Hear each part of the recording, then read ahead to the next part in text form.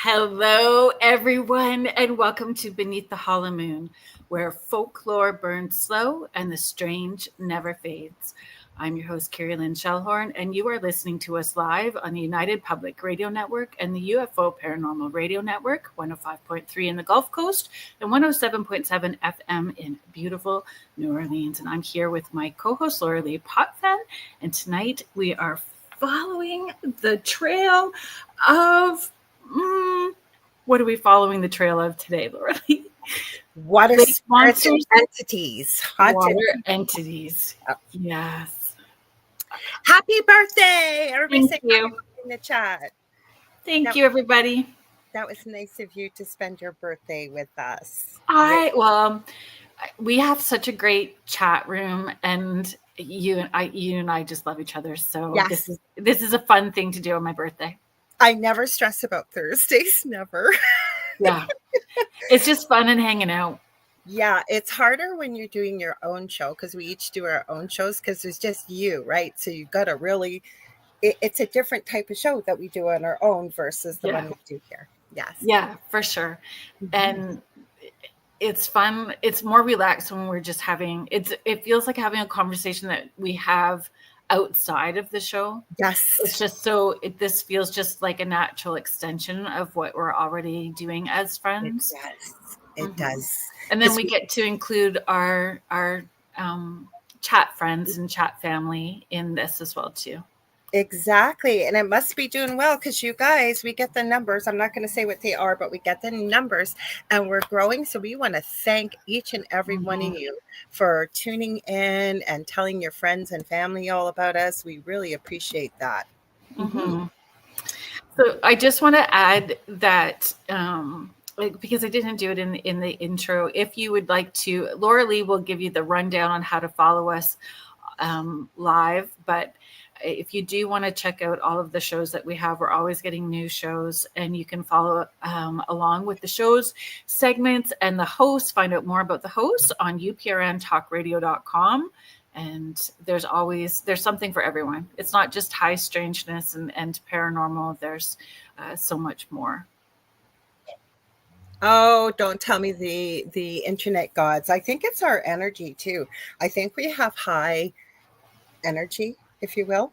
And I do, because I've talked to other people and it seems when one of us is off, if it does it, the other one's fine. Like when we go to try and fix it.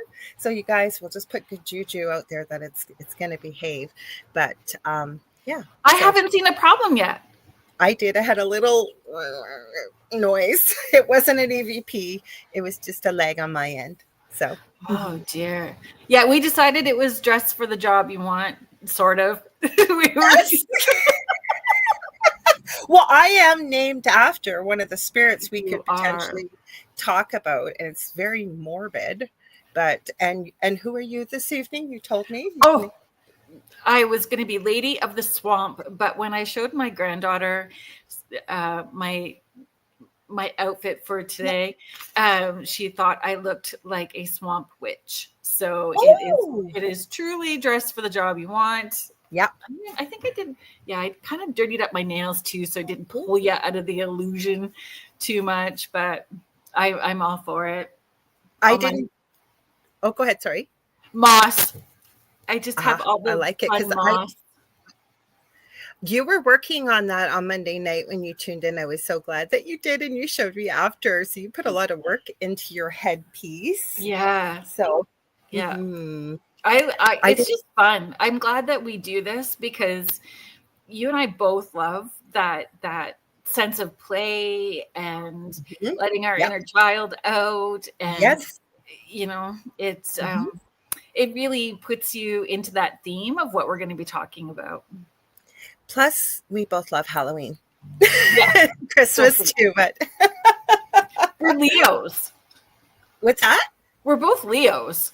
Yes, we both are. We Mhm. are. And I don't know if that comes, well, you know more about astrology than I do. I'm learning, but There's a little bit of showmanship attached to Leos. absolutely. Definitely. Which is, I think for me, this part, we have more audio listeners than we do, video. I like people watching us live. And so I don't know, there's a piece that you can forget that there's however many people are listening.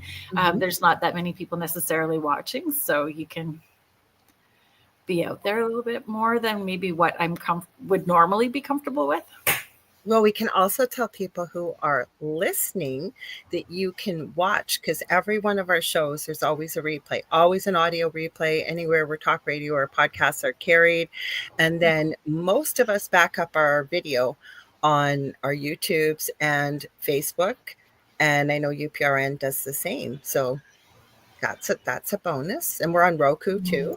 I don't think we have replays on Roku anymore, though. I think Michelle was telling me that we don't.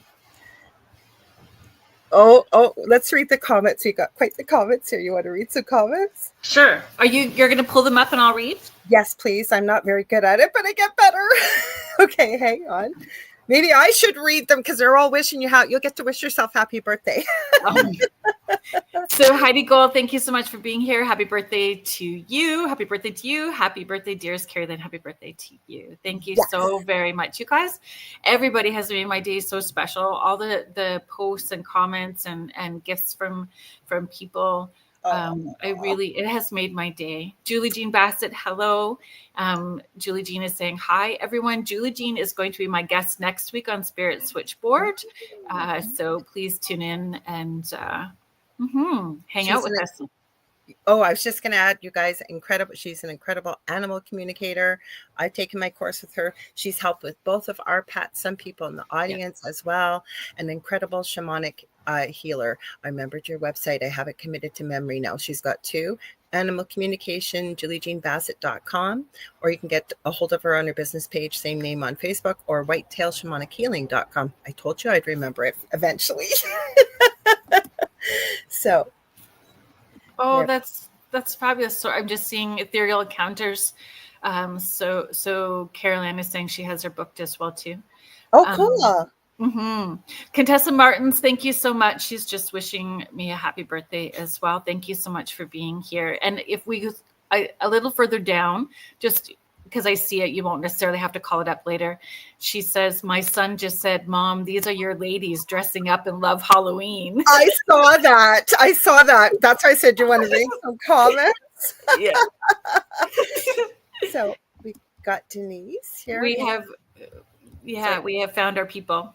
Hang on, it's not letting me highlight it. I don't know why. There we go here. Denise Smits, hello. Denise is sharing hello all and happy Thursday all. Happiest of birthdays too. Thank you so very much. Hello, Michelle Wilfong. Michelle is saying hello, everyone. Michelle is TikTok running? No, because TikTok has been dinging me every time. So believe it or not, I thought we were going to be right down to the minute we came live.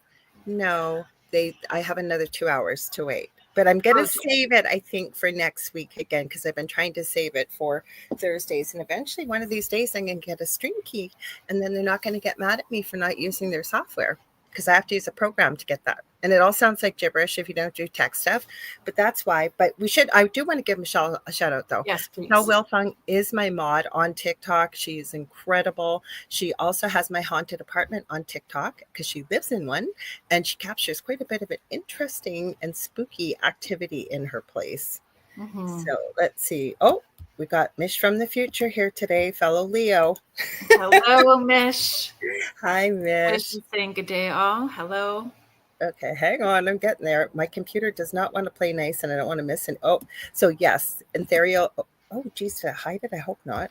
See, this is what my computer does. It just jumped right to the bottom. Hang on. I'm coming up to you. Just give me a sec. I'm just going to... Come on. She said, oh, here we are. Happy birthday, she says. So Kerrilynn is our fellow UPRN host, part of the UPRN family, Ethereal Encounters Unveiled. Both myself and Lorilei have been guests on her show, which is fabulous. And there's 2 shows, I believe, right? With ethereal encounters, and then you do one. I think she does one on Friday too, don't you? Yeah. Please put it in the chat, Caroline, because don't you? I think you do a pre-recorded one. I don't know if I think it might be sometimes with Michelle DeRoche, sometimes on your own. Please correct me if I'm wrong. And she's just wishing happy birthday. Cindy Waghorn, hello. Good evening, ladies. Happy birthday again, Kerrilynn. Love the outfits. Thank you so very much. Oh, Michelle Wolfong says, can't wait till we're back on TikTok. We will be. I'm working on it, believe me. Carol Ann is saying Thursdays, Ethereal Encounters Unveiled, Thursday live, and Fridays pre-recorded. That's what I thought. Okay, thanks, Carol Ann. Hi, Bob Burnell. Thank you for being here. He's just saying hi, ladies. Hi. Okay. Yeah, I think we're all caught up. Just let me show that quickly, and then I unhighlight it. There we go. So where do you know what, you guys? I got to tell you this ahead of time. Kerrilynn and I have so much information for every show. I swear, and we say it every week. We could do at least another show on each topic, if not more. Mm-hmm. And I was really grateful. Like, we just have so much ease with.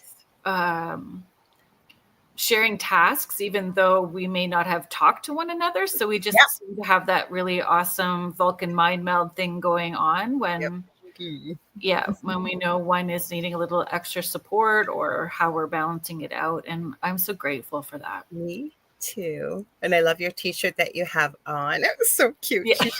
I'll see if I'll stand a wee bit, folks. Okay, if you stand can watch. a wee bit if you for can. Our audio listeners, it's 2 ghosties on my t-shirt, and it says "Love you to death." Isn't it sweet? Oh, I think it's so cute. Oh, I love it. Oh, it's adorable. I was so appreciative today. It's very. Did you get that for your birthday? No. Oh, okay. Just asking. No. I bought myself these things called color cubes. Oh, tell me about them. They are from an artist in Australia.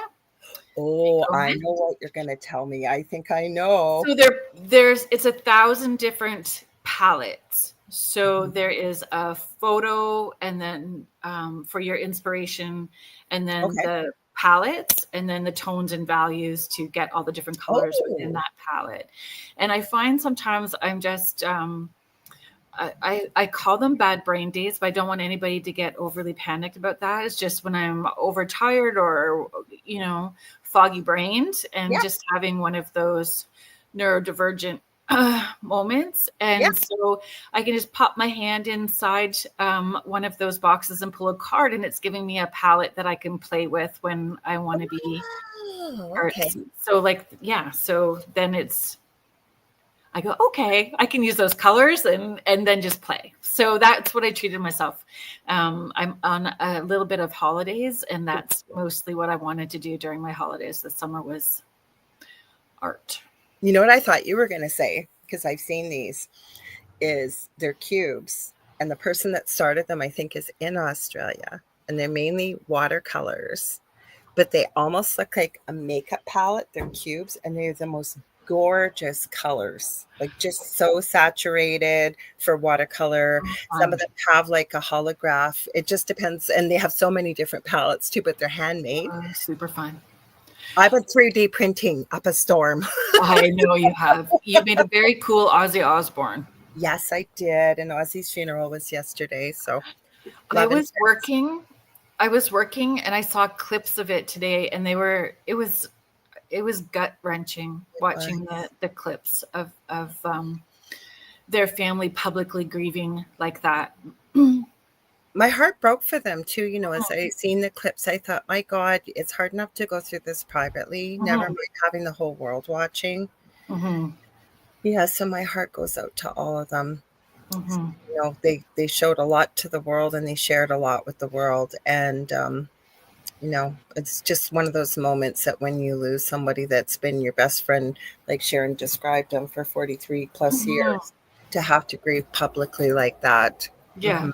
Incredibly hard for all of them. Oh, thanks, Michelle. You saw it. Yes. I've had all kinds of people because my partner Del posted a picture because it was his friend that I made it for. And then I've been having people messaging me, where did you get the pattern? I want to make one. Where'd you get the pattern? So I've been sharing it. It's not my pattern, so I just bought it. So, but I'm loving it. So where do you want to start tonight? Do you have a couple of did you know facts? We could start with our did you know facts. I always like starting with our did you know. Thank you, Bob. Yeah, Bob says your makeup is right on. Okay, I got to go through a while because, like I said, my research, I did a lot. Hang on. No, we don't want that. No, we don't want that. I didn't know where we were going to start. If we're going to start with just facts or we're going to do did you know. So give me a second. Come on here. I'm asking for did you know fact. Oh, here we go. Okay, so some did you know facts I have. There's some on mermaids, selkies, Lorelei's, a Loch Ness monster. So tell us what a Lorelei is. Okay. And what's the difference between a Lorelei and a mermaid?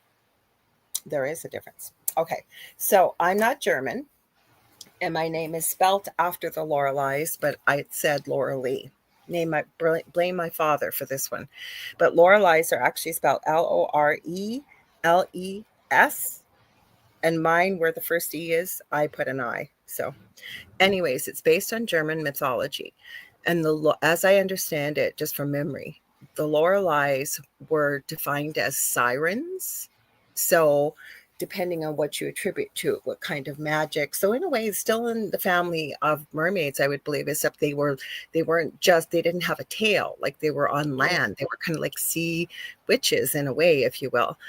And what they would do, they would sing the siren song. Apparently they'd stand on the cliffs of the River Rhine, and their song would lure sailors in boats to crash into the rocks below and lure them to their deaths. That's why I say my name is so morbid. I'll tell you though, if I sang on top of a cliff, yeah, I'd make a lot of people crash into the rocks because I can't sing. So to what purpose though?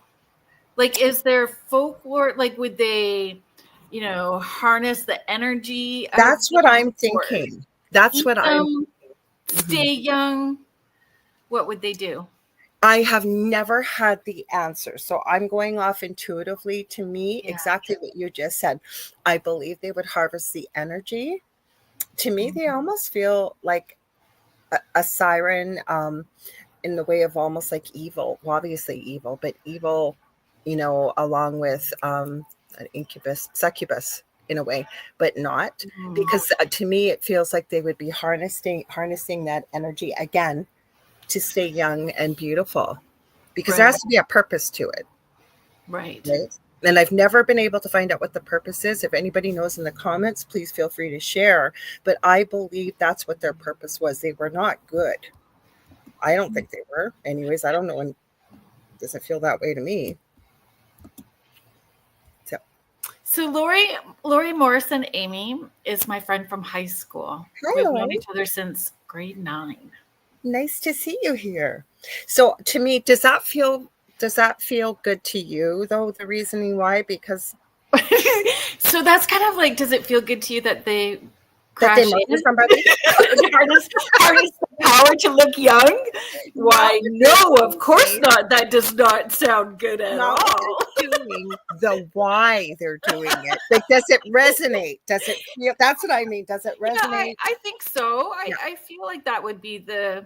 I feel like that would be the story. But I just wondered if there's more. And honestly, I didn't deep dive into it. I'll ask. But let me see if there's a reason why. But go ahead. You want me to do another? Start with the did you knows? How about that? And I just wondered, like, because I thought mermaids were supposedly kind of the same thing, like luring people, but mermaids are well, and not all of them, because I know that mermaids can also be guides. I've always saw mermaids as dimensional. Yeah, me too. But I have seen video. There's been some things, and I've saw a long time ago before AI of supposed supposedly some caught on camera. Don't know if it's real or not. There's a really old fossil I caught. I've got a clip of it actually. It's from the History Channel, but it's a bit longer. And even the experts, they MRI'd it. I believe it was an MRI, and it looks like a little infant almost. I think it's 12,000 years old. And some monks over in Asia found it years, like that's where it stayed in this box. And they took it out, and it's got like almost mermaid fin, a very chunky middle section like a baby would have. The head is extremely rounded, and it's just got holes for eyes, and then it's got very pointy teeth. None of the experts could agree what this is. They had no idea what it was, where it came from. Was this? Yeah, it's pretty crazy. Mm-hmm. Yeah, I don't know. Like, I've tapped into mermaid energy in meditation. Mm-hmm. So I've always, kind of tapped into it as being dimensional, similar to fairies. I don't think I've never felt negatively towards mermaids myself. Well, there can be positive or ick I agree. to everything, right? Absolutely. Yep. Mm-hmm. Rogue mermaids. You know what else I came across with mermaids? That's a trend that's going out there. Space mermaids. So these are the mermaids, and I believe that they have been made up. But who knows if we're going to start seeing them, because it seems to be picking up with a trend. Do we get a tulpa? Because people are creating these drawings and talking about them, and there's communities that these are mermaids that swim amongst the stars. I love that idea. I know. What was the luck dragon's name? Falkor? In Never Ending Story, was it Falkor? Oh, I think you're right. Yeah, I think you're right. That's where I would imagine, like, mermaids cuddled up with Falkor. Mm-hmm. That luck. Yes. So, I'll read you a mermaid story. Yeah. Story. Did you know? Okay, it says the oldest known mermaid figure is from 30,000 years ago. A cave painting in Egypt. There we go again with Egypt. Always Egypt or Asia comes up. Egypt's western desert shows a human-fish hybrid, suggesting ancient humans were already dreaming of merfolk long before written myths. I did come across this with in Japan, and there was a story I came across too with one of the videos I think I downloaded. It says, "Did you know, in Japan, eating a mermaid's flesh was believed to grant immortality?" And the story, as I'm talking, I remember there was a report back of a woman who apparently believed she had found a mermaid. It's kind of morbid, cooked it up for dinner. I don't think it was alive. She had no hand in unaliving it. But she believed in this legend, like that it's supposed to grant immortality. And then it says, I'll finish this and I'll get back to that story. The ningyo, a fish-like creature with a human face, was so sacred that catching one could curse entire villages, as told in 18th century tales. So back to this woman, the story from Japan was she believed that she had eaten of a mermaid, of the flesh of a mermaid. And that the story is she lived to well over 800 years old. That just feels all wrong. I wouldn't want to live for 800 years. Well, living for 800 years would be wrong, like bad. But they did supposedly back thousands of years ago. Unaliving a mystical creature to stay alive. Well, feels like that would be sacrilegious. creating a cycle where you gotta come back and be a servant to somebody. Like, like maybe for, I don't know. Harry Potter covered it, remember? The first one. Yeah. So what did Contessa say? In the Azores, some of the islands have mermaid stories, beautiful women with red hair and fish tails. Folklore has it that the people with red hair are from their bloodline. And my guest Monday night, Azria, said, and she's over in the UK, that supposedly people with red hair, and then you add green eyes and freckles, are from the angelic bloodline. I even asked her, like, where did you hear that from? She goes, I can't remember. And we talked a little bit about it, got onto something else. I'd never heard that before. So at what point red hair? Like I have had one kiddo who has gone through all the stages naturally. Mm-hmm. Kind of had I have a darkish. mother with red hair, and her whole side of the family, except for one aunt, she had little kids, all had flaming red hair. My mother Wow. has green eyes, and she can't go in the sun, or she would freckle probably. And so my father's got dark. When he was younger, he used to kind of look a little bit like Al Pacino. It's like that dark, like dark hair, dark eyes, very similar build, but taller. And so I never got the red hair. But if I have my natural color in the sun, you can see a lot of red in my dark hair.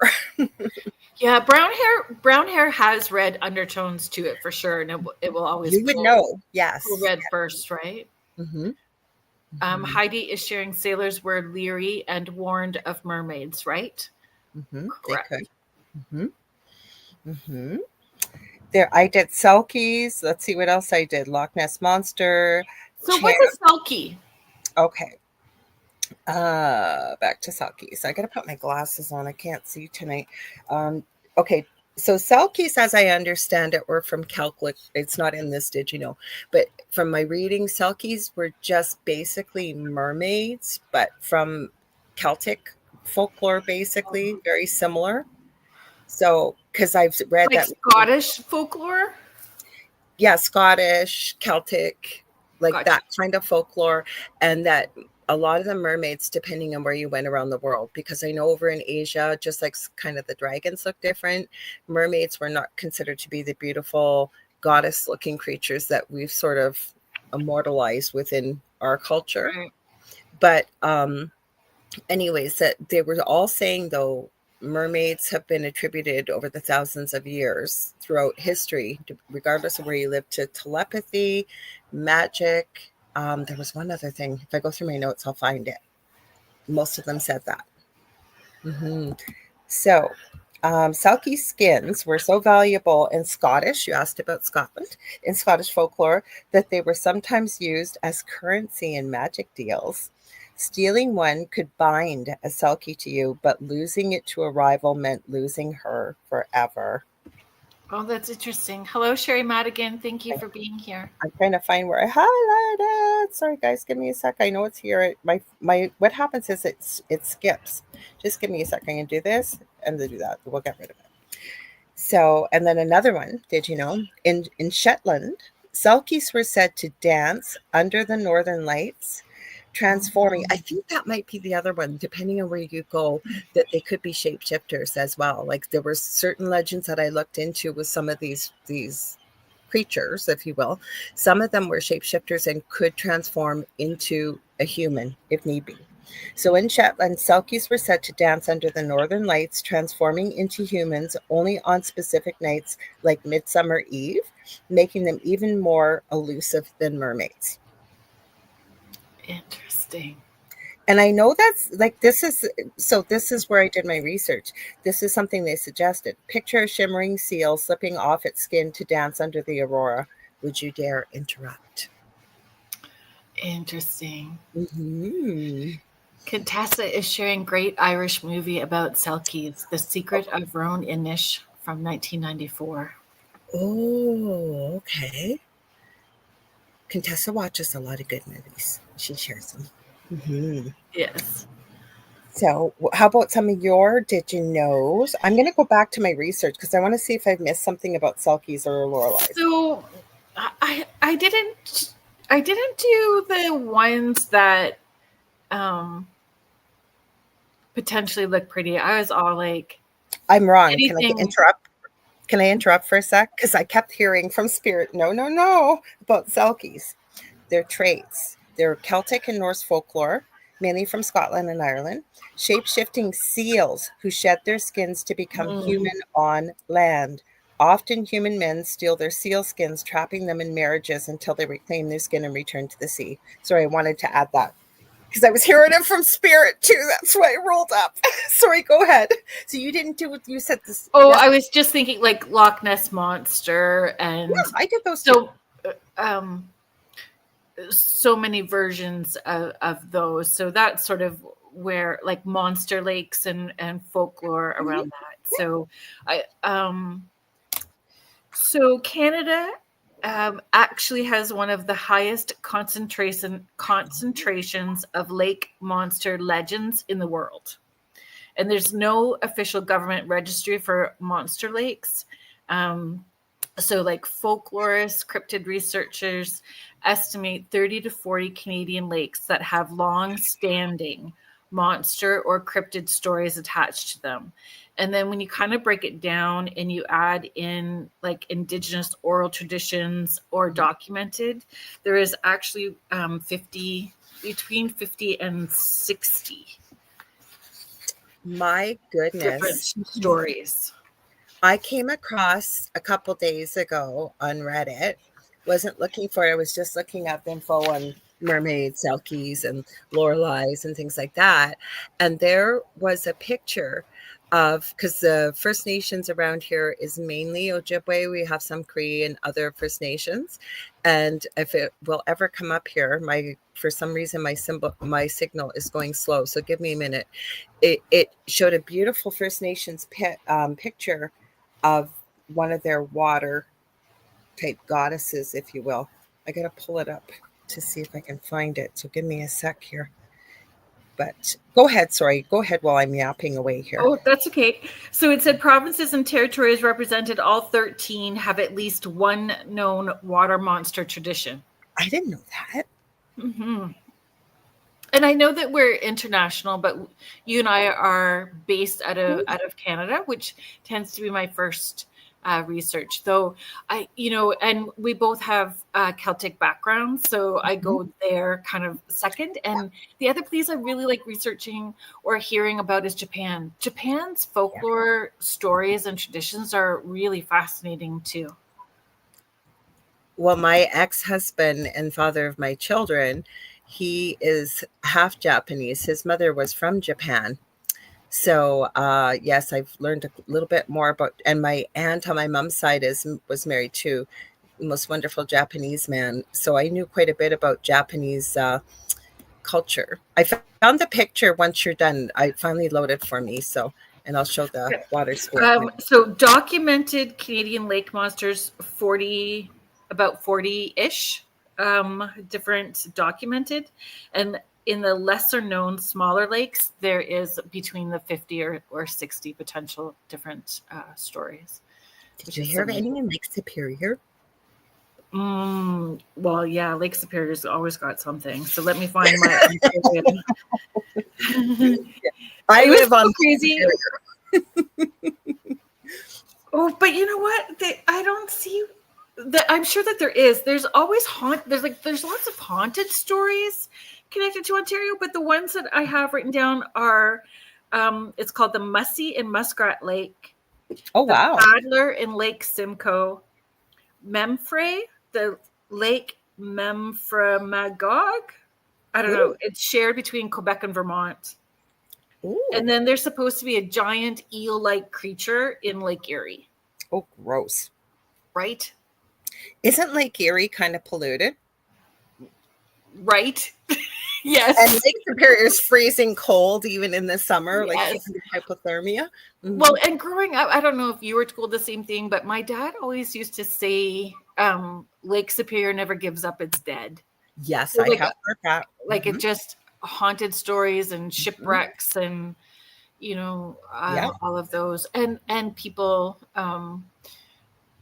going out late winter, early spring and going through the ice and not being found until later in spring, stuff like that. I just thought of something. Have I ever showed you this picture? Somebody sent this to me. So my partner Dell's camp is on this beautiful lake. It's called Oliver Lake. It is one of the most deepest freshwater, I believe, spring-fed lakes in Ontario. It's about 30 minutes away up the highway. Well, I guess somebody was out there in the wintertime and they were walking on the lake, and I guess it was starting to warm up. There still was a lot of snow, and their foot went through the ice. So they pulled it out, and I swear to God, I can probably find it and show all you guys. In the lake, there is a picture of a white face, like not a real face. There's no way you cannot mistake this when you see it.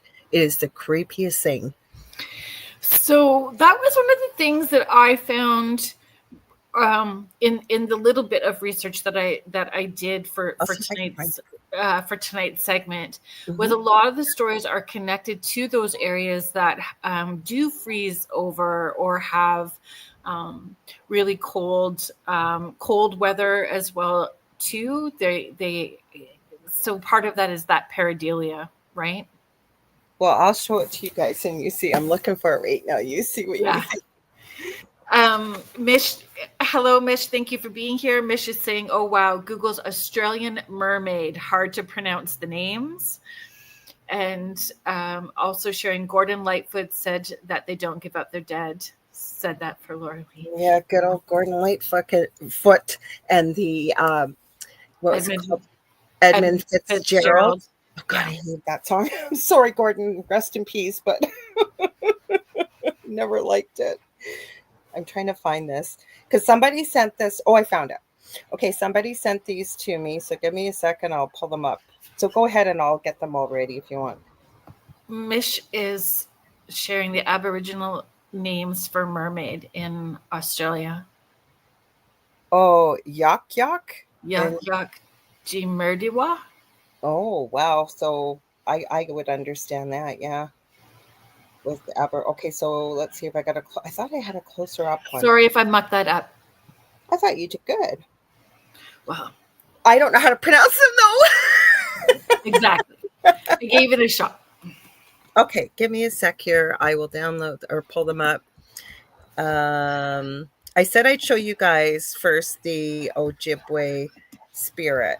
Is that okay? Yeah. Okay, and then I'll show you this is on Oliver Lake. So share screen. Yes, I want to do that. Yes, share. And I'll give you a little bit of information about it. I don't know if it's pulled up or not. No, it's not. Sometimes it goes up, sometimes it doesn't. Okay. So this, I'll try and make it bigger for you guys because that's kind of hard to see. Let's see. You can see like there's a mermaid, right? Hopefully you guys can see the tail a little bit. Okay. So what went with this? It was a bit of an information read, but I thought it was good. So it said the Ojibwe are the most populous tribe in North America.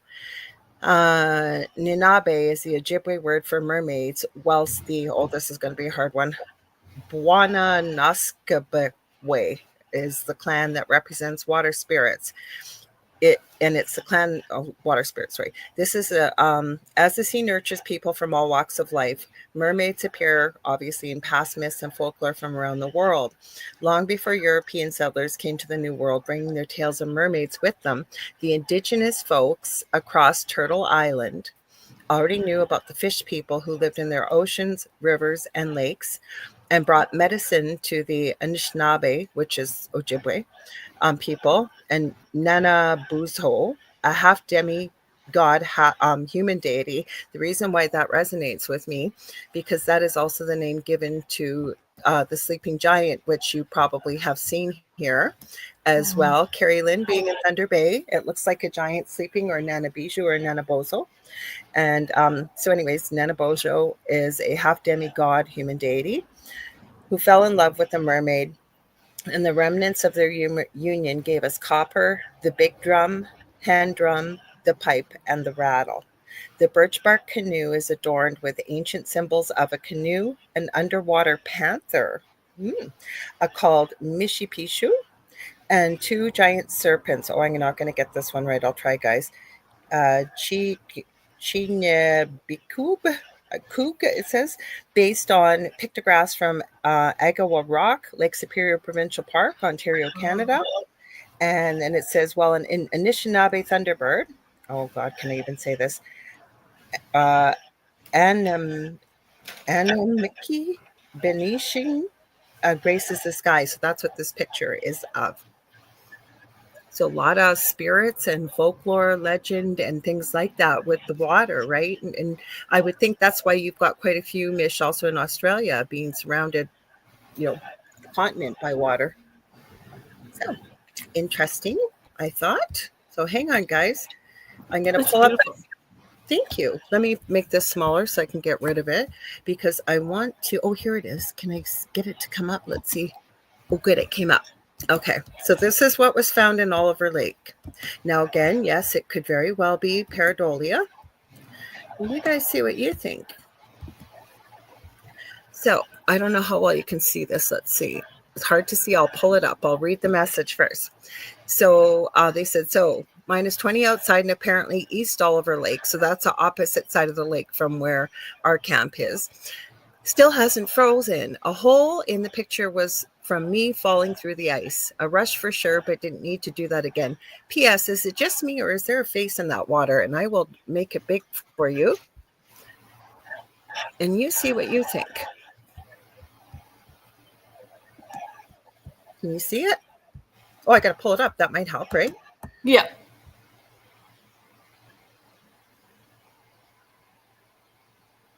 I don't know. What do you think? If I send you the picture, I'm sure you'll see it. So I know that I'm always the worst one where did you see it? So I'm seeing it. I'm just trying to left brain it at the same time. I'll send you the picture.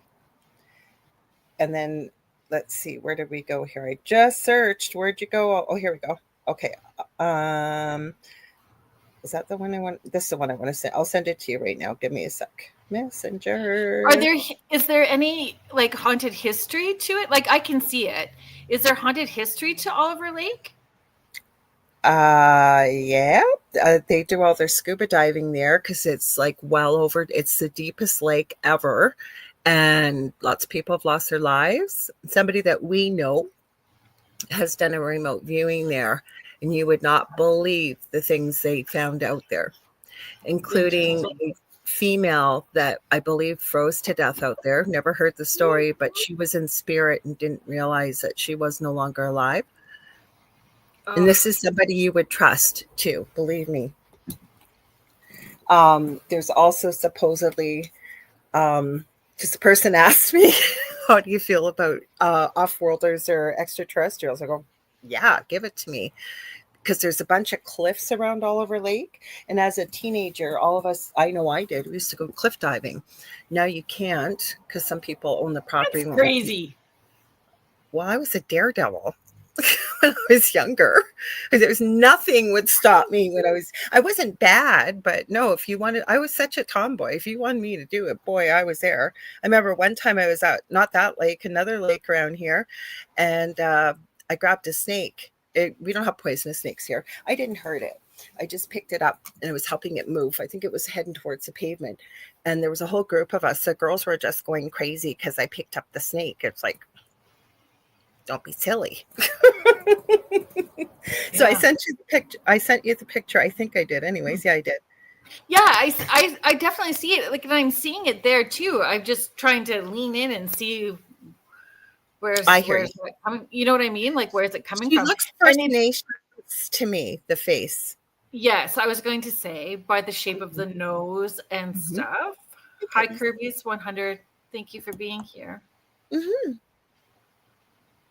I don't think this person was a paranormal person either. Like this was posted in a regular Thunder Bay group, like just for beautiful pictures of Thunder Bay. Yeah. So I'm not saying it is a face, but anybody I've shown this picture to, even not telling them the story, they go, holy crap. Yeah. Well, I start ruling things out. Like there's no way that it's their reflection. Yeah. Because like that's just not a reflection. Yeah. Plus it was 20 below too, right? So I'm guessing that's Celsius, so that's not quite as cold as it would be in Fahrenheit, not even close. So the lake hadn't completely frozen through. There's a lot more traffic on that side of the lake too. So I don't know. Again, yeah, you have to debunk it. If I had my choice, could I have talked to the person? I would have talked to the person who took the picture because I have questions. I'd want to know a lot more. But somebody sent it to me that had seen the post and said, what do you think? This was quite a few years ago. They sent this to me or whenever, probably about 6 years ago or so. Wow. I just thought it was interesting. So getting back to the Canadian lakes, I had no idea, Kerrilynn, that there was that many reports of water creatures. Yeah. And a lot of them similar to Nessie, right? The Yeah. Loch Ness monster, and named similar to that. Mm-hmm. Do you have the video that I sent you? I know that it's a long video, but we have that little bit. So that was in um Well, BC, the give me, Ogopogo, the give me. Okanagan Lake in BC. I sent it to myself. I have so many videos, you guys. My God, we could have just done a show watching videos. I'm just heading up here. If not, I'll open YouTube and go there. Okay, come on. Oh, here it is, the real Ogopogo. So just So because we're talking about potential pareidolia, and we were talking about the lake. So that video, the first 3 minutes, I know, like if we play that first 3 minutes, it's from Small Town Monsters. And I thought it was fascinating the way that they lead into the story and the people who actually taking them back out there to tell their story, and showing the picture. I thought it was incredible. Yeah. Okay, let's pull it. Oh, geez, what did I just do with StreamYard here? That was interesting. Hang on. I have no idea how I did this. This is what my computer decided to do. Give me a sec, guys. It's got the screen on the cat. It had the screen on my computer and the page down at the bottom. I've never done that before. Like the camera, like the screen was here and the page went right down to the bottom. I don't even know how it separated. Oh, that's crazy. Okay, I don't know if it's going to play the audio. It said something about it's using something. Let's see, did I put it up there? No, I did not. Here we go. Okay, let's see. Hopefully the audio works, guys. Let me know if it doesn't, but... Some of the few people who have come forth with their sighting in recent times were 3 Kelowna residents, Dale, Colleen, and Myrna. So one of the most recent events in terms of the Ogopogo history is a photograph that was taken in October of 2022. This image surfaced on the internet and just it made the rounds. And so I found out about it, and almost instantly there was like 1,000 different theories about what it could be.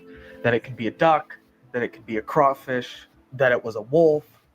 And I didn't really know what to make of it. I wasn't really looking at it closely. I just was aware of it. But as this project started to take shape, Jason mentioned that he was in contact with the people who took the photograph. I realized that this was an opportunity to really dig deep into a specific case. Eli and Jason's next stop during their investigation was to meet with Dale, Colleen, and Myrna to discuss the photograph and visit the rough location of where it was taken. I just stopped it for a sec because with fair use, we have to if we're playing a longer video, but I think it's worthwhile. Kerrilynn, if I miss it, please stop me because there's a good picture of it. I'll freeze it and blow it up so we can see it better. Okay? Yeah. Okay, good. And then we got some great comments here too, you guys. Thank you. Okay.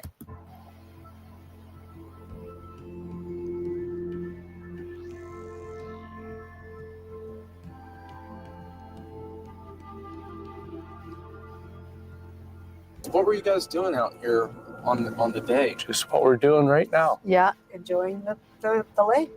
So it was October 15th, 2022 when we came out, but my mom had passed away the day before, and she was 96. So we were very happy that she lived that long, but I wasn't too much into coming out here. I was kind of depressed, as a person would be. And I said, universe, give me something else to think about besides my mother's death. And so we came out, and the day was the sun. Remember, Myrna, the sun was glistening on the water. It was just, and for October, it was the last sail of the year because it was warm and beautiful out here. And so then I was like very thankful that I was out here, and then all of a sudden we saw the thing in the water. Well, we first saw two prawns kind of coming up out of the water that looked like seaweed.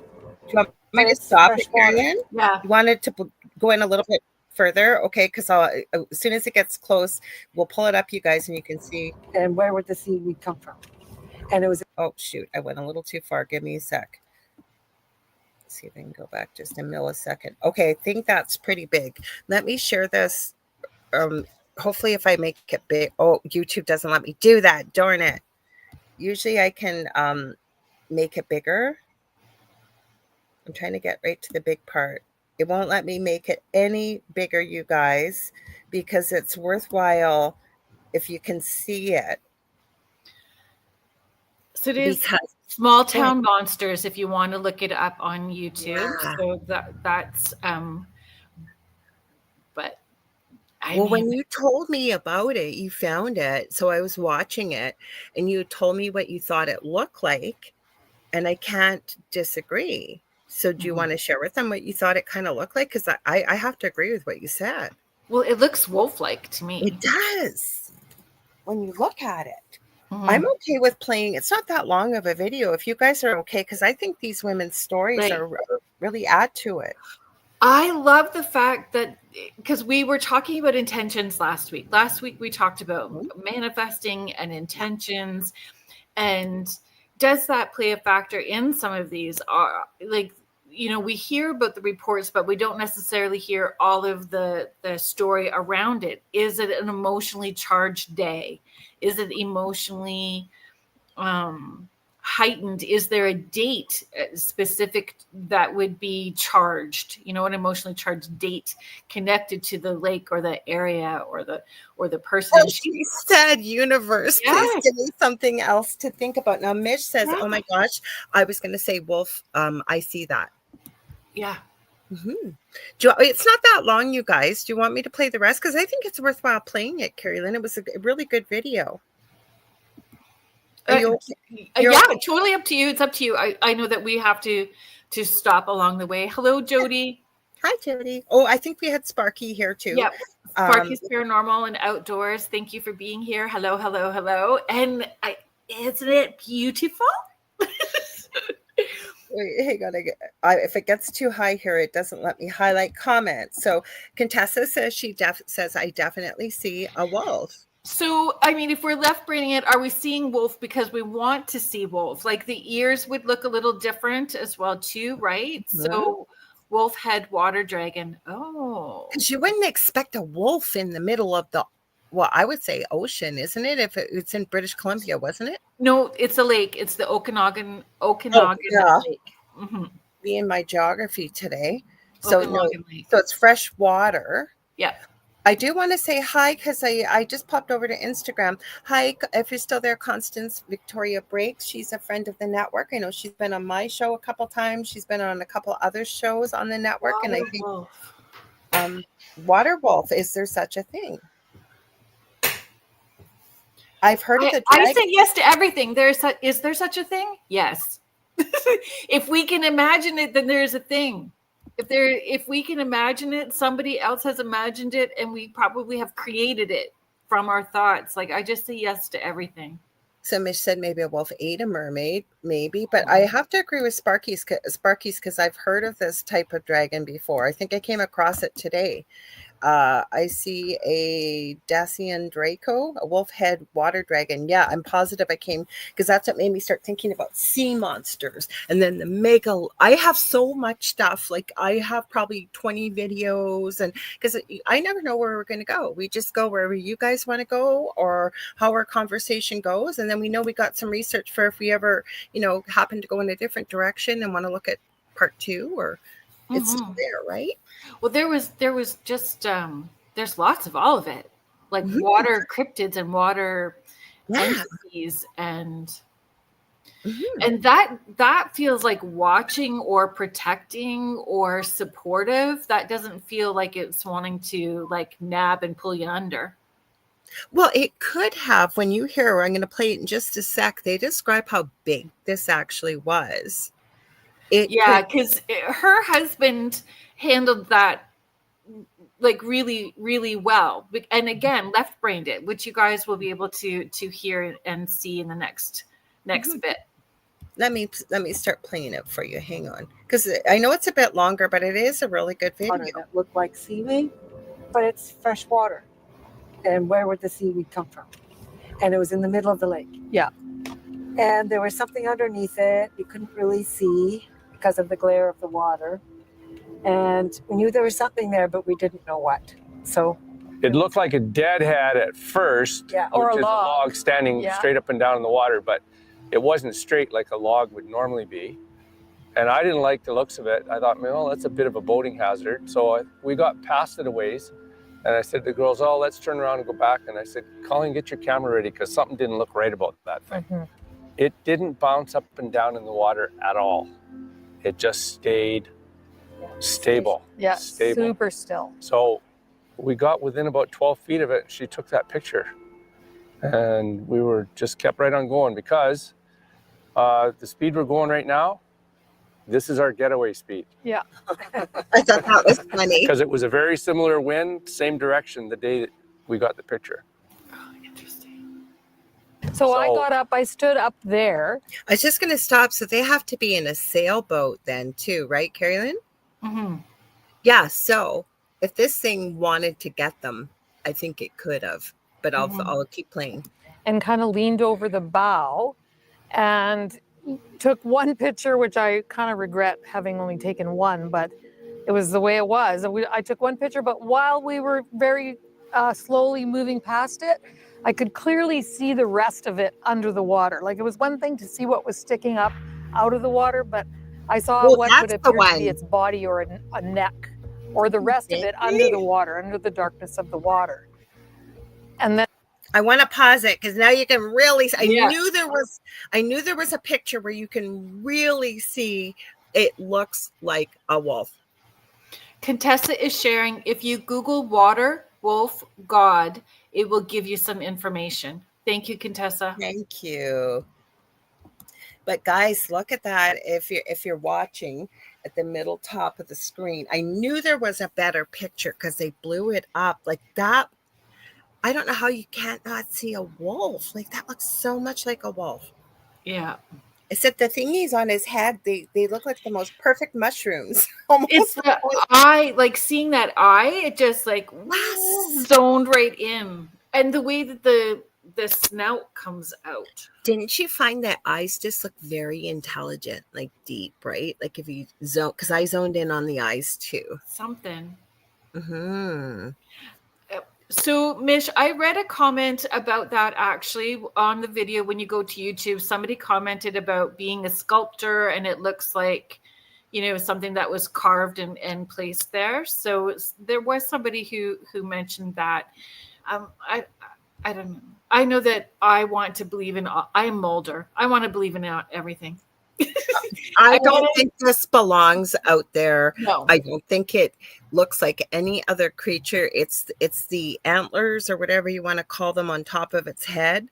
Like, it just, and when you see what they think this is, you're going to realize why those things are on top of the head. So that's why I think it's important to play the whole thing. So thanks for your patience, you guys. And so I took the picture, and then we just kind of kept on going, right?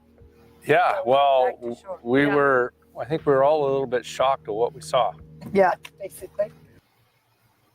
Oh, of course. Never Mish, fails with YouTube. Let me pause.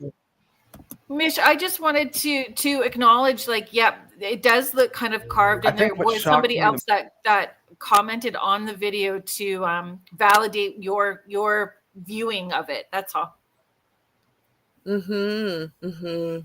Yeah. Plus the carving, though, if it was super heavy, which I doubt, being in the lake, it could sink, but more than likely it would, like, I think that's what the husband was kind of trying to raise. Like, it wasn't bobbing with the waves. It was just perfectly still, he said. And that's what Sparky's just sharing too. I'm a wood carver, but that would have to be very hard to put that much work into that and let it float away, and to have it not bob or lay sideways or hang underwater still like that. Yeah, I agree too, Sparky. That's exactly what I say too. Okay, let's carry on. We got past the commercial. The most was how big they described it. That's what you gotta hear. Was it? The head was all of that. That picture, what would be horns or nodules, they're at least that far apart. Wow. And they were sticking out of the water about, say, 3 or 4 inches. You could clearly see it was like, it looked like horns or horns and ears. To me, it looked like horns and ears. And I found that it looked almost like, when I looked at it, I thought it was like, it's not wood because it looks more like skin. Yeah. Wow. It was, yeah. If it was wood or something, it had been deteriorating for a long time. Yeah. It doesn't look like a stump. You look real close, it's not a stump. If they're telling the truth, and there's no reason to assume that they're not, then what they saw was huge. And I was a bit skeptical, a little bit, because you got to have a little degree of skepticism. But when you go out to where they saw it, it's the middle of the lake. Mm-hmm. It's hundreds of feet deep. Yeah. We saw like driftwood and stuff floating in the water, and it bobs up and down. And to hear them explain that it was just sitting under the water, looking at them. So the frame before this, for people that are watching it, I'm sure most people have seen wood in water before, but you could see the difference, right? Like Sparky said, it's on its side and it bobs up and down. Mm-hmm. Mm-hmm. Not moving. Like, I'm convinced they got the most recent picture of Ogopogo or Nahatik, the spirit of the lake in its physical form. And then when we got back to the shore and we got thinking about what it was that we saw, I was like, wow, I said a prayer about that. Like, give me something to distract me from being not in the mood to be on the boat. And all of a sudden I look at this picture and I'm like, that is how big God is. He produced it, she, whatever, produced the Ogopogo. It was amazing. The other thing is, though, because it was October, it was so late, there were no other boats out here. We were literally the only boat, I bet you could say, almost on the whole lake. Yeah, maybe one or two. Because it was so quiet, and maybe that's why we saw it. Maybe it was, it's more prone to be seen when there aren't speedboats going around and so many people on the lake that it gets scared and goes down low. Possibility. Yeah. If there is such a thing as this Ogopogo, my bet is it eats fish. And if you realize October, guess what's happening in October? It's the last of the salmon run. That's why I thought it was in BC, Kerrilynn, because of that. So I lived here back in the 70s. I graduated from school in Kelowna. And I remember... That's why I thought this was, because she was talking about Kelowna, and I thought the Okanagan Valley was in British Columbia, and they have the salmon run out there. Would I be right or wrong? Yeah, isn't Okanagan Lake, it is in British Columbia. So, okay, so it was a lake. I thought you meant Southern Ontario. No. You guys don't realize how big Canada is. Yeah. So it is in BC, but it's in a lake. It's not on the exactly Pacific. Okay, gotcha. So I was kind of in the right place, but kind of not. You were exactly in the right place. Yes, and I love that. Like in believing in that higher spirit or God, goddess, mother, father, God, all that is, whatever your belief system is, and seeing it as massive and how she described it, right? You can feel their awe in however length of time it was from the time they saw it. So 2022 to whenever I think I saw that was posted. Well, I don't know if that clip was from 11 months ago, but there's still awe in their voice when they're talking about it. And they made the connection about the one woman saying, universe, please send something to me to distract me. And I don't think these people are making this up. I please let us know what your thoughts are like. But Sparky shared his thoughts. Their thoughts. They won the lottery. Sorry, my comments I can't read off the screen here. They won the lottery on that day. What an amazing honor to see that.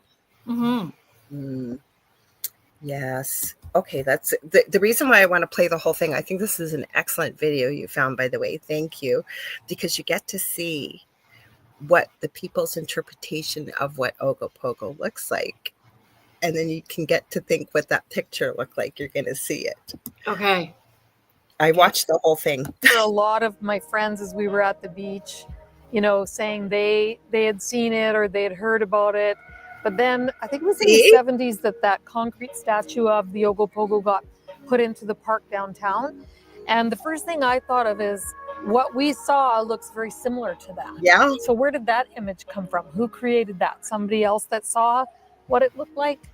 But as kids, look we at all the talked face. about it. We were all, aware that there was some kind of a sea monster, or at least there was rumors of it. But it's just a known Okanagan thing. It's, you come here and that's what brings tourists here, is to hear about it or maybe see it. You never know.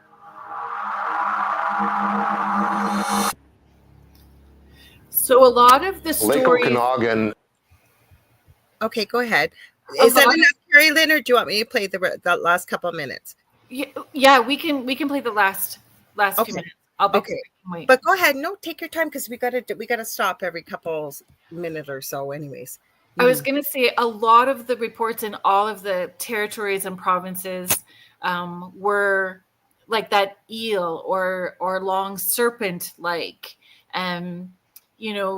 whoever caught that image and then created the sculpture that's on the beach, whatever angle they were at or glimpse, or from the stories, they shaped that face and they caught the face. So if it is omnipotent like a god, can it present how it needs to the whoever it is that it's presenting itself to? So if she was needing that wolf energy, can it present more wolf-like to her? That was just a thought. I think you're 100% right on the money. Feel free to let us know your thoughts, but also to the effect I can't stop thinking she asked the universe to send something to distract her from her grief, right? And again, she was aware of the legend of this creature, right? Ogopogo, thank you. So did it appear that way? Did it stay still for her so that she would notice it? It would be, because you can tell these people feel, and not in an egotistical way, very honored. I get that energy, and really making the connection that, wow, we got to see this. It didn't swim away. I've seen other pictures where there's usually just something breaking the water. Like, they got a full-on face picture. And it's easy to dismiss it's easier to dismiss the videos where you're seeing it bobbing up and down, right? Mm-hmm. Like, could be so many different things. And maybe it is the shapeshifter. Mm-hmm. That it was staying still. It was like it was posing. Because they went by it, turned around and went by it again. And it was still not bobbing up and down. It looked like it was posing. So I agree. Did it send her the energy of what she needed that day as well? I think that's a wonderful thought that you just shared. Mm-hmm. I wanted to read Sparky's comment. Oh, so there is another Okanagan Lake in Washington with the same history and stories. Yeah, because more than likely the lake probably crosses it from British Columbia into Washington State. I will bet money on it with what you're saying, Sparky, because you're saying along with Columbia River and Lake Chelan, or I think it's Chelan. LOL. Sorry, I thought the wrong Okanagan. No, you didn't, because I'm positive that the lake crosses the border more than likely. So that's probably why you guys have heard of it as well. So you guys would not believe the amount. There's one in Norway I've watched a documentary on a couple of years back. There's I just didn't know Canada had so many. Holy cow. I was just going to answer one question here. Mish said, makes you wonder how we are all connected. Asking mom for something. I know your mom's in spirit, Mish, right? I believe she is. So you'll have to let us know maybe a little bit more. You said makes you wonder how we are all connected. I think we are. I believe we are. Mm-hmm. How about you? Mm-hmm. Okay, let's play the last few minutes, guys, because this really was a great video. I was so glad. I watch on 2x speed. So I was like zooming through there. I'm going, it's not that long of a video. Yeah, there's a glacial lake. It's extremely deep, with depths being more than 700 feet, even further, like 2,500 feet in some areas. And of course, it is rumored to house a lake monster. The actuality is, a lot of people saw something out on that lake that's got 4 or 5 humps, 10 and 60 or 70 feet long. So when settlers came, they saw something in the water and it spooked them. Settlers believed it was like a lake demon, something to be feared, something ferocious. It's a shapeshifter. It's a dimension walker. It will manifest itself and it'll have antlers much like a deer. That's its spiritual form. I have zero theories on what this might be because it is too anomalous. What is Ogopogo and what does it mean? So it was October 15th, 2022. Yeah. And then all of a sudden, we saw the thing in the water. We got within about 12 feet of it. She took that picture. And we were just kept right on going because the speed we're going right now, this is our getaway speed. Yeah. If you saw something in the lake that you couldn't explain, would you call the media?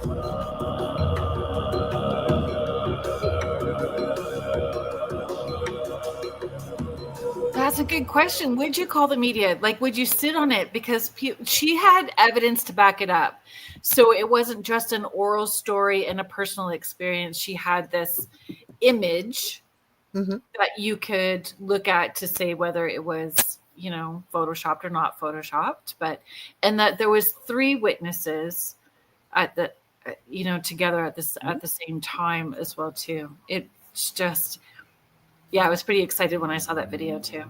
I don't know. Let's ask the audience. Would you go to the media? I'm going to say, at first I was going to say yes, but I think even of the things I caught on audio and video and in pictures, never once did I think of even going to the media. And my partner, Del, his best friend is assistant news director for Amin News. Never once did I think of that. I remember talking to my mom's sister, and I was explaining to her what we had been through while we were still in the old house. And the first thing she said to me is, did you call the police? Because the way we realized is I had this cabinet hanging on the back wall in the dining room. It hung there for 12 years. We heard this huge crash. Anyways, long story short, we found it. It had flown, hit a wall, went backwards, and it was an open concept into the living room about 15 feet from where it hung. And I'm telling my aunt all this, and she's going, well, how do you know nobody broke in? I said, because they didn't. The doors were intact. Everything was intact. And, well, did you call the police? And I said, and say what? Or even the media, right? What do you say to them? Right? Yeah. And sometimes I think you need time to process. Absolutely. You need time to turn it inside out and all around. And before you felt bravely vulnerable to share that kind of story. Plus, you have to think about, why would you be calling the media, right? What are your reasoning for it?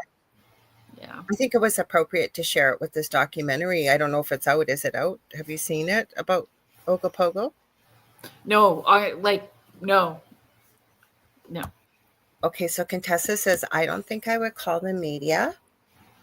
And Heidi says, doing dishes, but hell no, I would not go to the media. Mish, I would call Discovery, maybe. That's a good one, actually. That's a good one, yeah. Fish and Wildlife, the Ministry of Fish and Wildlife. Definitely not. They can't even handle a bear up here. I know where I live. Imagine me calling them about a river monster. I don't know. Monster. I don't know if do you see? Oh, so right underneath that. I was going to highlight it. Yeah. Is that it? Yeah. Mm-hmm.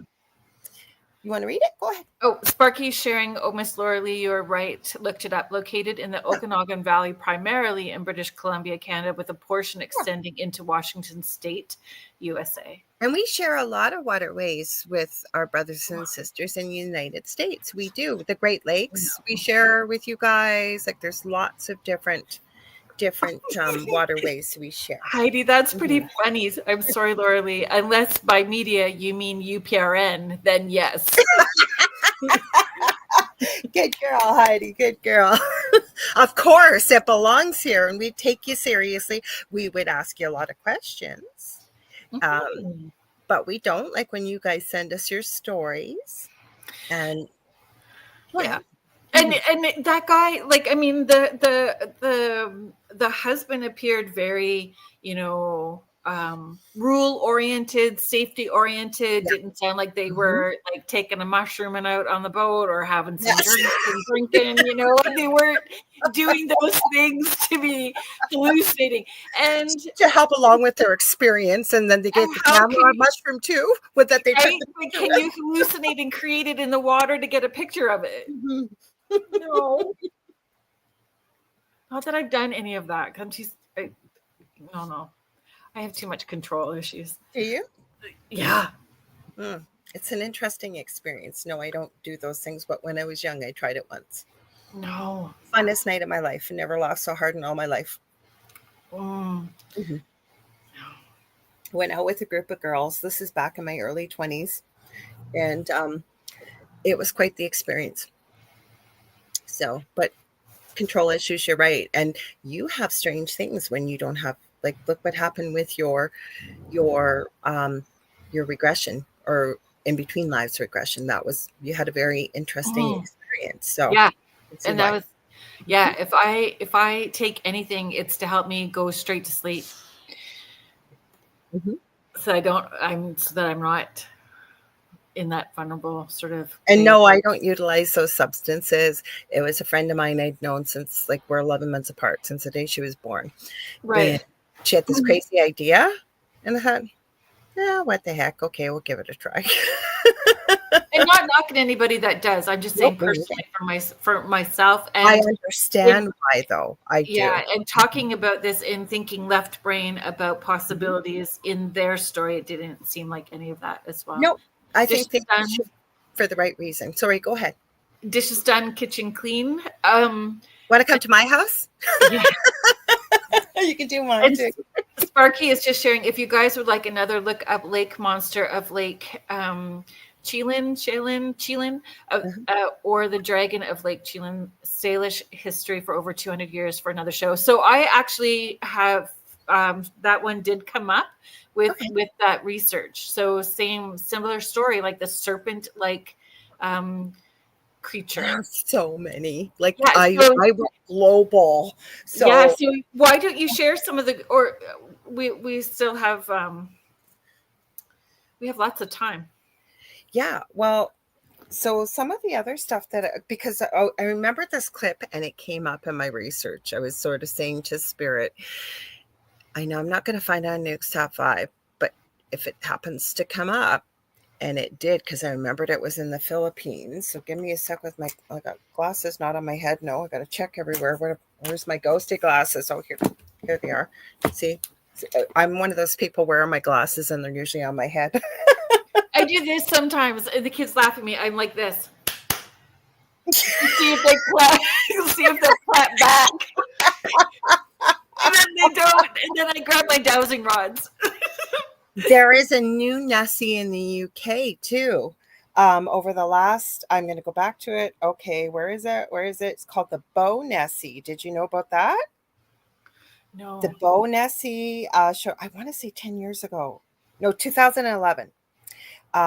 Somebody by the last name Pickles took a picture of supposedly Bow Nessie, which looks very. It's found in Belle Isle in deep trenches. I'm trying to find There's footage too. I correct myself. 2009 Lakes TV clip. There's one of it where somebody caught it, and that it's only been seen by about 10 people since then. I don't know if they've all caught on pictures, but it's in the UK, it's in England rather than Scotland with Loch Ness Monster. And I'd never heard of Bow Nessie before. Have you? No, I just know, like, a lot of the cryptids, whatever they may be, all have names similar to Loch Ness, like variations of Loch Ness Monster. Okay, I found the info finally. I knew I had it. Bow Nessie, dubbed the Loch Ness Monster of Lake Windermere, is a serpentine, and there are hundreds of thousands of these around the world, it almost seems. So there's something going on. They either still exist in these deep, deep lakes. I have even watched, and I'm going to get back to this, a documentary with Dell. Years ago, we were still in our old house. This guy actually had this special equipment, deep sonar, and he did every inch, almost every cavern, did you see that one? I did watch it. And he found nothing. Yeah. Mm-hmm. So is it interdimensional? Was there a cave that connected to something Yes, else? that's what I think. Mm-hmm. I do too. I think there's a cave that goes even deeper and connects and branches out. Ooh, I just got goosebumps, and we know there's something to that. Ooh. Okay, so Bo Nessie, I'll go back. The Loch Ness Monster of Lake Windermere is a serpentine creature said to inhabit England's largest lake, Lake Windermere, in Cumbria's Lake District. Described as a 15 to 30 foot long creature, I guess. That's a big difference, 15 to 30, with humps, a seal-like body, or eel-like movements. Bo Nessie has been cited. They're saying the 1950s, but some of the other research I did, it's been since about 2009. Wow. But apparently they're saying back to the 1950s, with over 10 reported sightings by 2023, named after the town of Bo'ness on Windermere. It's also called Winnie. I guess you can't call it Winnie the Pooh, but Winnie the Eel or whatever, water monster in some local lore. Sightings often occur near Belle Isle, the lake's deepest point, over 200 feet, fueling speculation of a hidden habitat, possibly for a giant eel. And that was suggested by a marine ecologist by the name of Dr. Alan Whitmore. Mm-hmm. As a kid, seeing pictures of the Loch Ness Monster, I just believed right away. I wanted to believe. I did. Mad that it was. I just have always believed it was magical. It would show you and present if you believed hard enough, like Tinkerbell. If I believed hard enough, it was going to be there.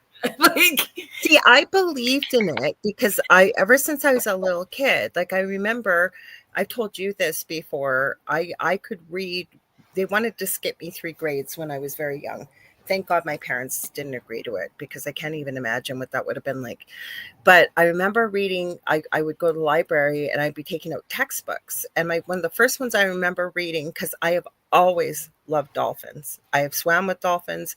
It's one of my first tattoos I ever got, reading about dolphins. So when Nessie, there was appearance, I was on a deep dive back as a kid. Like I had to find, I believed in it totally. Absolutely too. Yeah. Mm-hmm. And thought it was just magical without even knowing any of the folklore or the story. I wanted to know. Back then I had a nosy brain. I had to have information.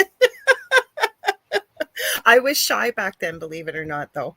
So I did read a lot when I was a kiddo. So Sparky says he agrees with the cave too for Nessie, and Julie too. Mm-hmm. So that's bone. Like I said, we could go on forever. There was that, but then I got into there was a couple clips of things like Philippines. That's where I was going with this Nuke's Top 5 video. These guys are in a boat, and I forget what they're doing. They're reaching over the boat. It's nighttime. They don't even notice it. This thing with the white hand and part of the white body comes out and goes in. Do you remember it? Oh, okay. Sorry, my brain went somewhere. Go ahead. Sparky's sharing, my father was a sergeant in the same location and was ahead of the lake patrol for county. So when my father talked to Jacques Cousteau that was going to go to Lake, I'm so sorry if I'm pronouncing so Shellhorn, the size thing was brought up, and his translator, he only spoke French, said it's family. No one lives alone. Oh, that's not true, though. If you have, I know there's certain creatures like hamsters don't like to be with others. But he is right, because in the wild, it's different than being domesticated, right? Well, hamsters still have babies. They made but they still get rid of them or eat procreate, them, right? Too. Mm-hmm. Yeah, they're cannibalistic of their young sometimes, but birds do that too. Mm-hmm. So, babies. Anyways, back to this Filipino thing. And thank you for sharing that too, Sparky. That's really interesting. It is. So I don't think I've seen a video like that. I would love to see it. Oh no! Like you were mentioning, like a hand coming up. Oh, okay. I did find it. Okay, but I'll describe it. So, they didn't realize somebody was, I don't know if they were fishing at night or what they were doing, and they didn't even see it come up. So I remember asking my research, because I do use AI. We've admitted I do. Sometimes I do, and I appreciate it. I've got so much, that's the problem.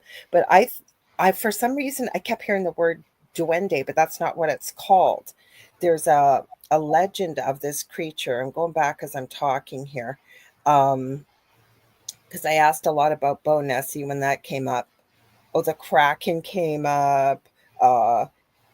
Umi Bozu, ghostly moan over stormy waves. Low long crocodile growl with the water churn. These are all creepy sounds that could be attributed to monsters. Because I was asking for sea monster evidence, right, with the Kraken. And yeah, okay, Philippines. Here we go. I just want to make sure I didn't miss it. Okay, here we go. So there's 2018 Oriental Mindoro Globster, a 20-foot sea monster washed ashore in Oriental Mindoro in 2018. A hairy blob-like mass mistaken for a cryptid. Videos show locals inspecting it. Later, they say it was identified as a whale carcass. I don't know any whales that are hairy. Do you? Not unless you had a wig on. There is something I want to ask somebody in the audience here. Mish, there's a video that went she viral. left. Oh, did she? Oh, crap. You can still ask, but she did mention earlier that she had to go, so she was popping. Okay. Out. Well, if there's anybody else that's from Australia, there was a video that went viral probably about 5-7 years ago, and somebody was on a shore. It was in Australia, and all of a sudden these officials show up. There's two of them, and they're in a hazmat suit. But he had noticed before they showed up, it looked like a mermaid that was no longer alive on the side of the shore, and they actually came and retrieved it, put it into a body bag, and partially, but it was too long with the tail, so I don't know what they had to do.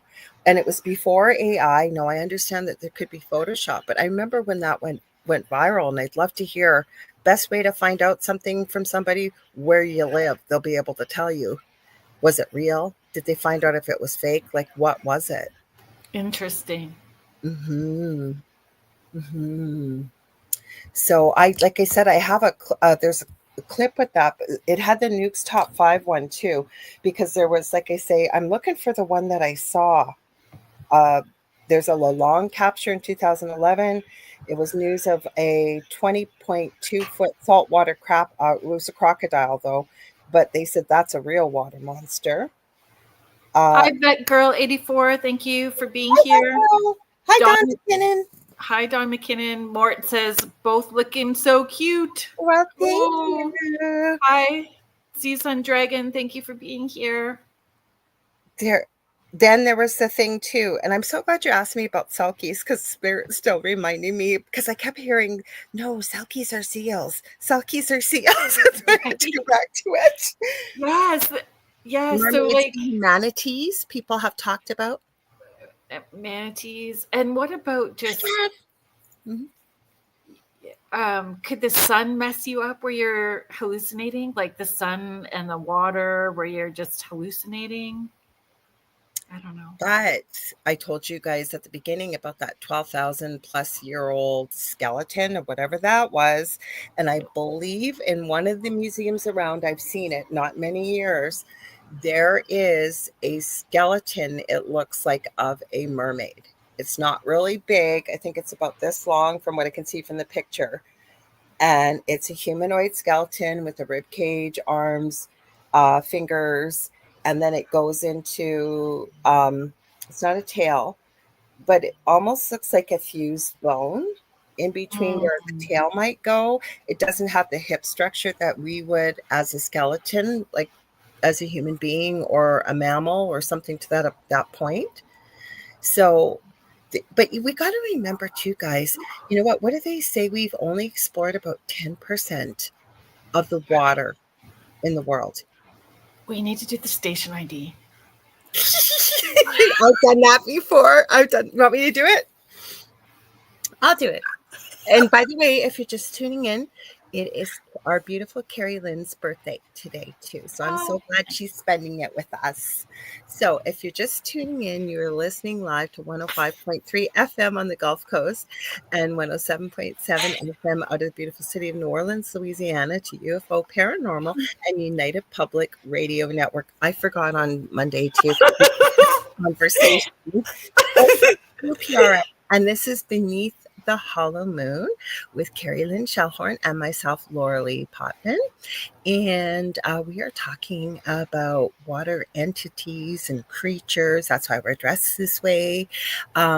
Please don't forget to tune in and check out some of the other shows on our network. We're always adding new hosts and new shows.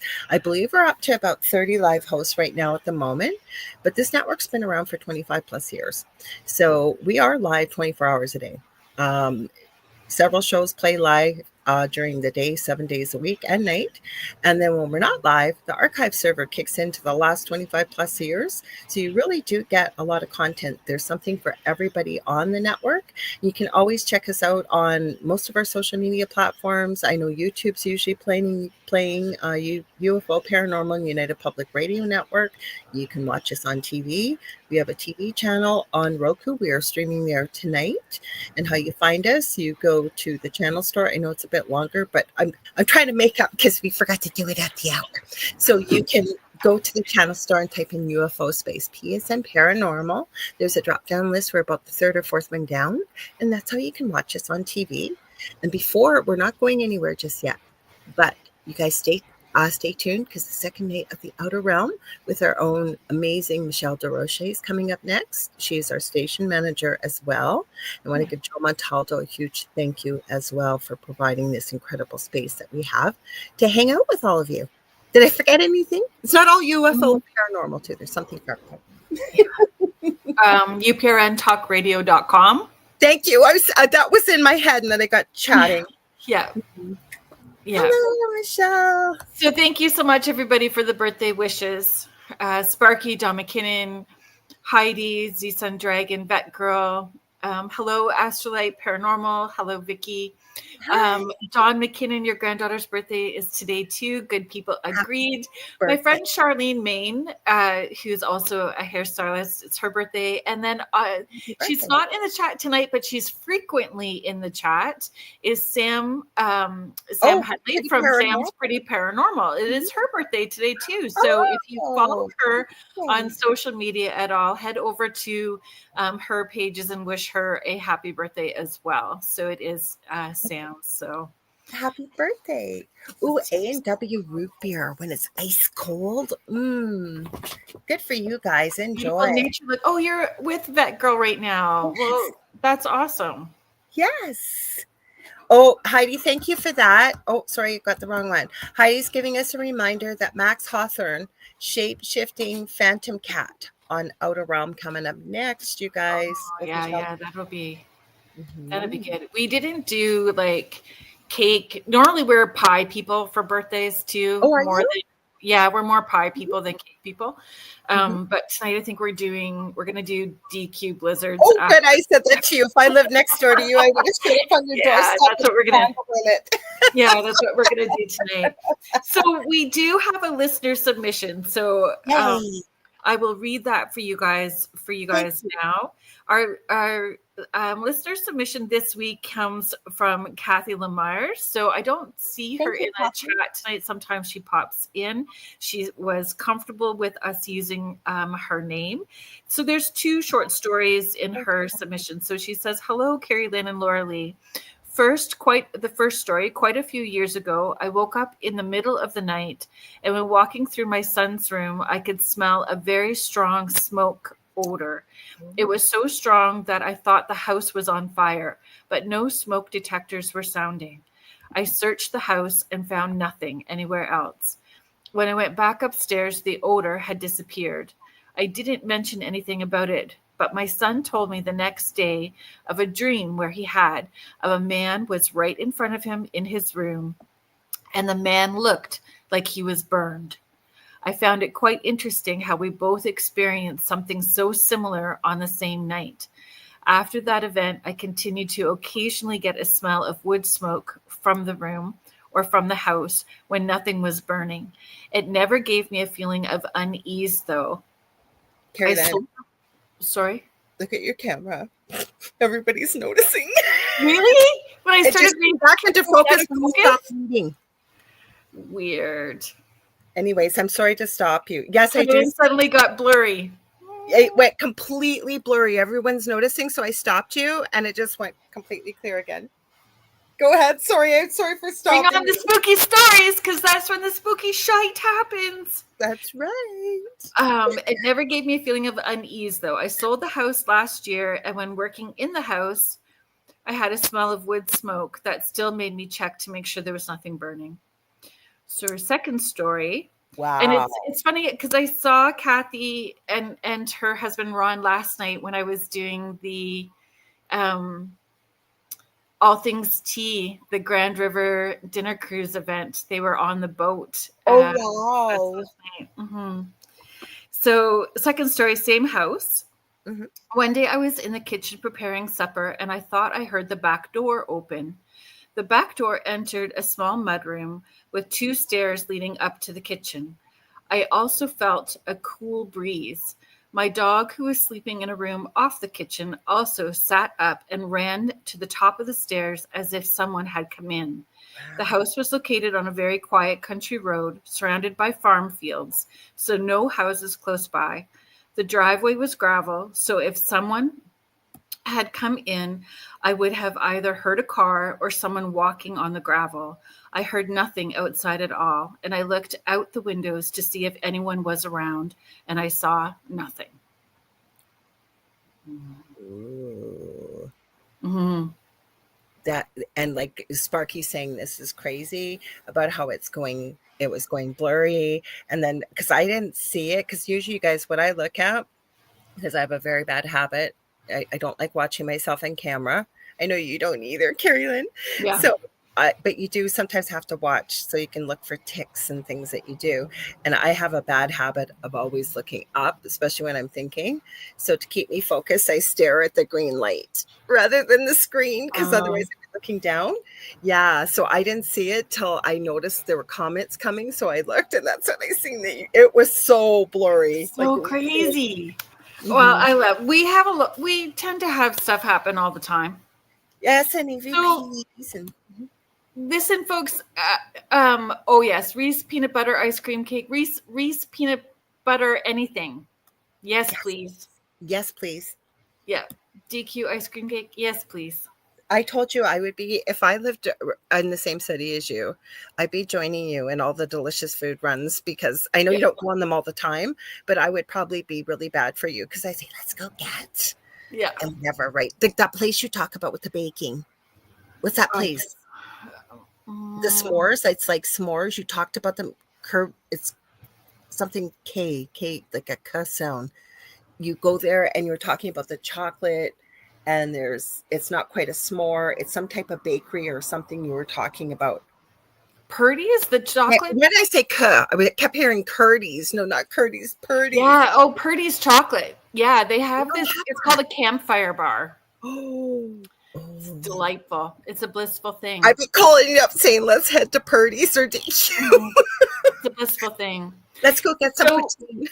So folks, we Lorilei and I have chatted. I know that we dropped that comment. Lorilei brought up the idea last week. You can submit. It is scrolling along the bottom, but for our audio listeners, if you would like to send us your story of high strangeness, the unexplainable, ghost story, something, a personal experience that happened to you or a family member, you do not have to give us your name. We can share it anonymously as well too. If you could email us, kerrilynnsporch@gmail.com. So KerrilynnS porch, PORCH, kerrilynnsporch@gmail.com. We would love to share your story. Yes. And we are getting quite a collection of stories, so we appreciate it, everybody that has sent and allowed us to share. And we were contemplating, yes, having a show where we are just sharing the stories. So keep your stories coming. And they don't have to be related to the topic, like you've seen Exactly. tonight with Kathy's incredible stories. It doesn't have to be related to the topic. So. No, I had that idea. I said, you know what? Because sometimes we do get crazy weeks, all of us, right? And we do a lot of work for these shows and we love doing it. But you know what? We get enough stories. Sometimes that's fun just to read all of your submissions and talk about them. Like, what's your thoughts on this? Kind of like when we talk about the topics that we do. Yeah, exactly. Oh, Kevin, I don't know. Kevin's asking, Lorilei, do you still have my stories in Facebook? You know what, Kevin, when they updated Messenger, like I can tell you for sure, your Messenger, there was quite a few people. All of a sudden it was saying, so-and-so added 10 devices to Messenger. And I know you didn't add 10 devices, but I'm not saying you in particular, but this kept coming up. So with the latest update, I can't access a lot of stuff that I have in Messenger, but let me check and I'll let you know, Kev. Okay. If not, if you got them handy, please just send them again. You can send them or send them either one of us. It doesn't matter. Mm-hmm. Yes, we would love that. Absolutely. Mm-hmm. So I don't know. We've got, like I say, a whole handful here. You know what I do want to ask? Has anybody seen something weird in the water where you live? Mm-hmm. How about you? Have you ever seen anything weird in the water? No, my own reflection. I can't say I saw no, I haven't. Not in the water, but I've always had a fear of drowning. That's why I became a lifeguard, because I'm named after a water creature, a Lorilei. But I when I was a little kid, I remember my dad back in the day thinking that, I'm going to be 60 in a couple of weeks. So being a little kid, my dad taking me out to a lake, and it was somebody's camp, and bring me out deep, promising me he'd hold me and let me go. And I remember hitting the bottom, swallowing the water. But I think it activated like a memory of a past life. So the only way to conquer it was through it. So I just taught myself how to swim so well. Oh, in Washington, Sparky, you've seen them? Something weird? Ooh, do tell. We only got a few minutes left anyways, but yes. Oh, you have to tell us about that if you can type fast enough, Heidi. Sorry. We both did it because it was intriguing. Go ahead, read it. Heidi is showing, I have seen water fae, or what I feel it is. I have no. Oh, you know what I told you before, but I didn't mention to all of you. Oh, well, maybe I did. Yes, I did at the beginning of this first hour about the. I'm going to get the exact name. It's the mermaids that swim in with the stars. I'm going to find it. Here it is. A mermaid who swims through the stars. It's just a drawing interpretation, but holy cow, it had so many cool things and so many paintings and things inspired. Okay, what did Sparky say here? I saw a wake that was something under the water so fast I could not catch it with a police boat. Then it just went away. I had so many videos, you guys. Like there was another one. Now, one guy's saying it's fake. It went viral a couple of years ago. He didn't speak English, and he was going really fast in a speedboat at nighttime, and something was going through the water. And as it was coming up, its eyes were glowing, and it looked like it was pitch black, and it was swimming like the devil. Like, I'm not kidding. That's what Sparky's saying. Something take a dock out to the middle of the lake. Saw something take a buoy under the water for about 2 minutes, then let it go. Wow. Weird.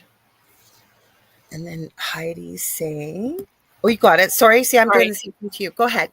Sorry. These certain playful, chaotic, tiny twinkle orbs that come out when it's wet. I've seen them both on our cams and in the physical. Oh, so that I got asked to do an investigation, and it was during, 2020.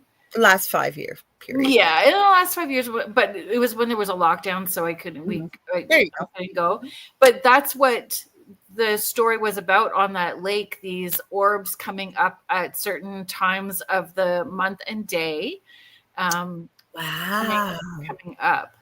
And I mean, just left brain me is like swamp gas.